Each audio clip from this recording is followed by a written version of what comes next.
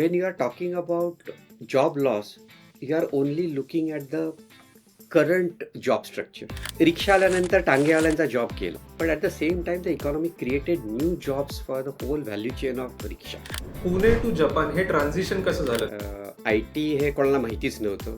बऱ्याच लोकांनी मला वेड्यात काढलं. त्याला मला टेल्कोची म्हणजे आता टाटा मोटर्सचं ऑफर लेटर होतं. टेल्कोचं offer was more valuable than your graduation certificate. माझ्या त्यावेळेच्या मुख्याध्यापकांनी सुद्धा म्हणजे माझ्याकडे असं गेला, आता वाया गेला मुलगा. कोविडच्या काळामध्ये मी इन्फोसिसमध्ये असताना एक जवळजवळ $60 million project we won without meeting customer even once.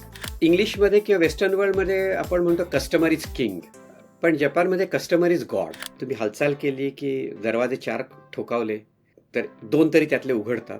अशी पोझिशन कधी होती की जेव्हा तुम्हाला फर्स्ट $1 मिलियन कस्टमर भेटला होता, तो मोमेंट कसा होता? जर तुला अशी अपेक्षित असेल की असं कुठल्या तरी एका मोमेंटला मिळाला, तर अनफॉर्च्युनेटली असं कधीच नाही होत. की तुम्हाला माहिती असतं आता काय होणार आहे. कुठलाही डिसिजन हा बरोबर किंवा चूक नसतो. तुम्ही त्याला बरोबर चूक हे त्याच्या आउटकमवरून ठरवता. जे आपले ऑडियन्स आहेत किंवा सर्वांनीच एक रिस्क टेकिंग ॲबिलिटी कशी डेव्हलप केली पाहिजे? रिस्क टेकिंग ॲबिलिटी म्हणण्यापेक्षा what we need to develop is one thing is for sure की आजच्या बिझनेस सिनारिओमध्ये if you have the capability and energy you will not dye.